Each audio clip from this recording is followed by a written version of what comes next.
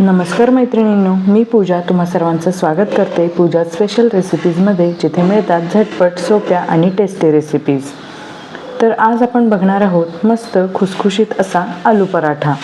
चला तर मग व्हिडिओला सुरुवात करूया।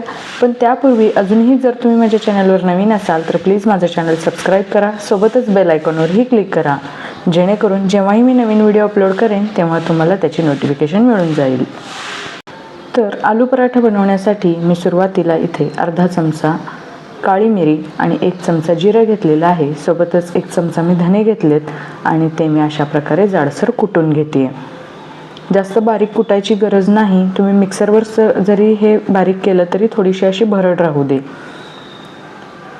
आता ते मी एका कढईमध्ये काढून घेते, ज्यामध्ये आपण बटाट्याचं सारण बनवणार आहोत। आता 3 ते 4 हिरव्या मिरच्या, 2 इंच आलं आणि 10-12 लसणाच्या पाकळ्या घेतल्यात आणि त्यासुद्धा मी जाडसर कुटून घेते आणि त्यासुद्धा मी या कढईमध्ये आता काढून घेणार आहे। आता कढई मी घेतली आहे कारण त्यामध्येच मी सारण बनवते आणि त्यामध्ये मी घालते 6 ते 7 उकडलेले मध्यम आकाराचे बटाटे। साधारण 8-9 जणांना हा पराठा आरामात पुरतो, शिवाय पोटभरीचाही बेत आहे। आता हे सारे मसाले आपण मिक्स करून घ्यायचे आहेत।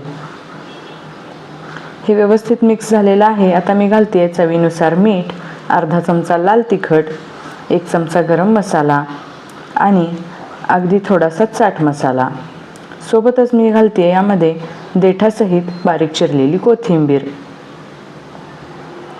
आणि पुन्हा एकदा आपण हे सारं मिश्रण मिक्स करून घ्यायचं आहे। तुम्ही हवं तर इथे स्मॅशरचा सुद्धा उपयोग करू शकता किंवा आपल्या हाताने सुद्धा मिक्स करू शकता। बटाटा जर तुम्ही किसून घेणार असाल तरी सुद्धा चालेल, पण मी स्मॅशरचा यूज करते त्यामुळे मी बटाटा किसलेला नाही। आता हे व्यवस्थित मिक्स झालं की हे आपलं मस्त असं आलू पराठ्याचं चटपटीत सारण तयार आहे। जर तुम्ही मिरचीचा वापर करणार नसाल तर पूर्णतः लाल तिखट घालू शकता। आता हे आपलं सारण मी पुन्हा एकदा स्मॅशरने मॅश करून घेते आणि हे साईडला ठेवून देते। इथे माझा मोठा मुलगा अर्श हा सुद्धा मला मदत करतोय आलू पराठा बनवण्यासाठी आणि म्हणूनच हे पराठे अजून थोडे जास्त खुसखुशीत होतील। तर आता मी इथे साधारण 4 कप गव्हाचं पीठ घेतले, त्यामध्ये चवीनुसार मीठ घातले, सोबतच 3 ते 4 चमचे तेल घालते आणि हे आता आपण मिक्स करून यामध्ये थोडं थोडं पाणी घालून याचं कणिक मळून घेऊयात। अगदी घट्ट नाही आणि जास्त सैलसरही नाही असं कणिक आपण हे मळून घ्यायचं आहे। पुन्हा थोडंसं मी वरून तेलाचा हात लावून हे व्यवस्थित पुन्हा एकदा मळून घेते। तर साधारण 10 मिनिटांनंतर त्या कणकेचा एक मी छोटासा गोळा घेतलाय।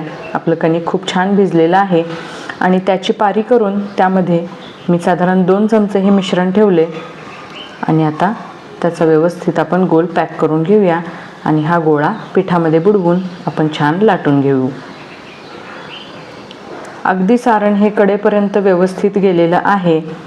साईडला आपण बघूही शकतो थोडं थोडं मिश्रण आपल्याला दिसायला लागले आणि जास्त पातळ लाटायचं नाहीये, थोडंसं जाडसर म्हणजेच गुबगुबीत असा हा आपल्याला पराठा बनवायचा आहे।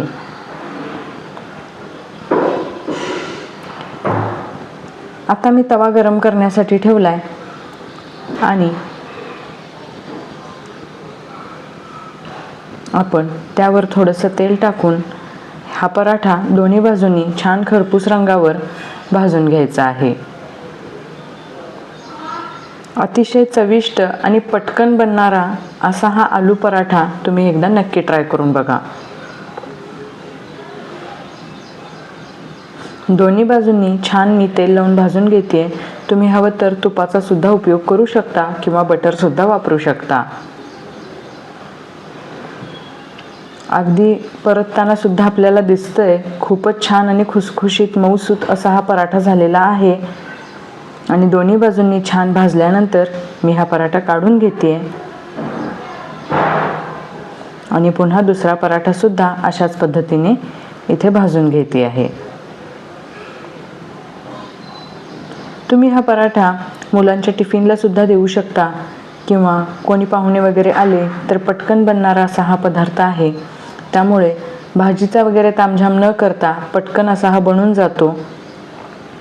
शिवाय घरचे सुद्धा खूप खुश होतील. पटकन असा मस्त छान चवीचा पोटभरीचा मेनू मिळाल्यामुळे.